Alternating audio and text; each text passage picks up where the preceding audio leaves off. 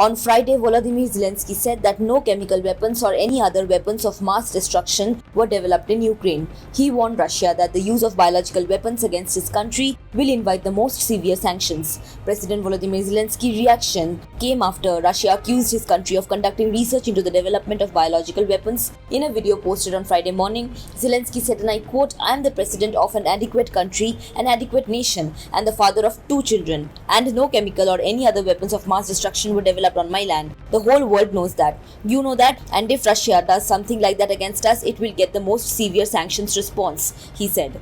In a televised briefing on Thursday, the Russian Defense Ministry said that the purpose of the research, which it said was funded by the US, was to establish a mechanism for the stealthy spread of deadly pathogens. The ministry claimed that they obtained documents detailing US military biological activities in Ukraine, including on the transfer of Ukrainians' biomaterial abroad. Russian Foreign Minister Sergei Lavrov, in a press conference later Thursday, following talks with his Ukrainian counterpart Dmytro Kuleba, repeated the claim, saying that Washington had funded the development of biological weapons in Ukraine.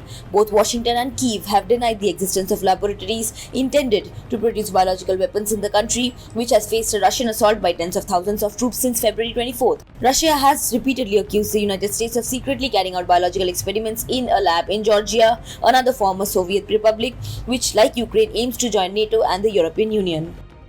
Subscribe to One India channel and never miss an update.